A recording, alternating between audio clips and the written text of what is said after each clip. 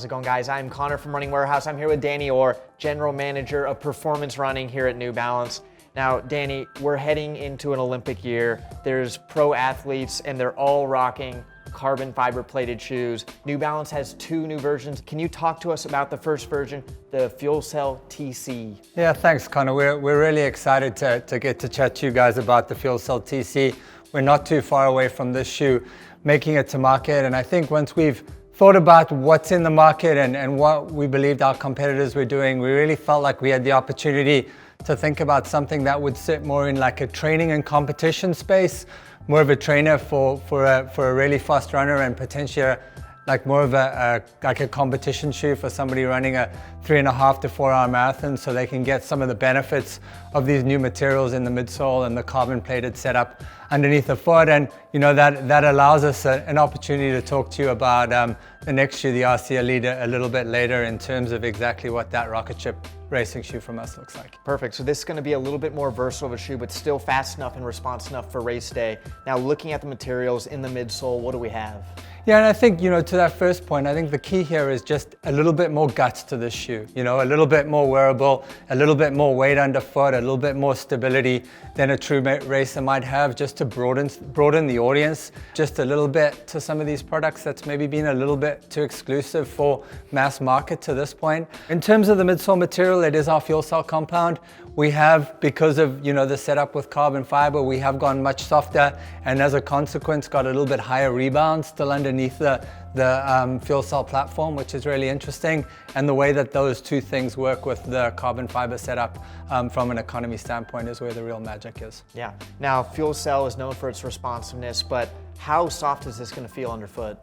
You know, I think the thing about these shoes, I feel like when you do them right and you put them on your foot, it's a really unique running experience, particularly for those guys that have, like us, who've been wearing shoes for so long. We've almost got trained to what we want a shoe to feel like, or what we think it should feel like. I think what you'll see from this shoe, as soon as you slip it onto your foot, that like notion of it almost being alive, you know, moving underneath you, there is definitely we'll use squirreliness in a positive way. There's a squirreliness to it that I feel like just makes you want to get up on your forefoot and run really quickly in it.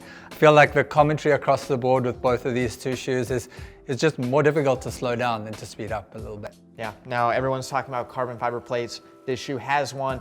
We saw the carbon fiber plate in the 5280. How did you guys learn from that, and what's the design like in this shoe to be kind of, it's going to be more for those longer distances? Yeah, and I think the makeup of the plate's a little different, and then like what the metric is just a little different. You know, the notion of providing a benefit to a marathon runner is almost exclusively in that economy efficiency space, whereas when we were looking at the mile to 5K, we felt like there was an opportunity to not just provide some efficiency, and maybe as the timing of the event goes down, or the length of time of the event goes down, so economy is less important, and we felt like power as a metric could potentially be more important, particularly in the last 300 meters of the race, right? And that led to some of the shaping that we looked at exclusively for the 5280, and then coming into the TC as well as the RC Elite, we did quite a lot of work to just really understand, we'll call it a swoop shape to the plate, trying to understand exactly what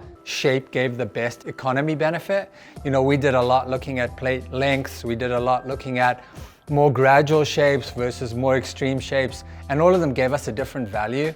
And I think also different values sometimes for different people a little bit. But I think what we ended up doing is choosing an option that looked like across the broader spectrum of consumers would provide the best potential economy benefit from a plate shaping standpoint. Perfect. So plate and midsole are going to be a big part of this shoe, but moving on to the outsole, what do we have on the TC? I take it this is going to be a little bit more durable than the Elite counterpart. Yeah, for sure, and maybe a little bit more durable than what's out in the market. I think what we've heard is that ideally those shoes might last, or some of the competitors might last a little bit longer, and we definitely took that into account when we were thinking about the outsole of this shoe. So a more traditional kind of full forefoot lightweight solid rubber, a little bit more like what would sit on a traditional training shoe from that perspective, and the comment would be largely around trying to provide some additional durability, but also some additional stability in the forefoot, particularly for the TC versus the other shoe that we'll talk about in a little bit.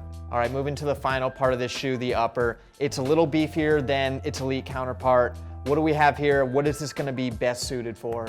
Yeah, again, I think that it's the notion of training meets competition just a little bit. So a little bit more structured, a little bit more body to the upper to make sure that, particularly as somebody was doing more running in it or getting towards the end of the race and the form of that runner potentially starts to break down, just making sure that there was something comfortable enough and then functional and supportive enough to be able to support that runner and support that foot later in the race. I think often what gets forgotten just a little bit is that in your training runs, you're out on the road for quite a long time. And in the race, you're obviously out on the road for quite a long time.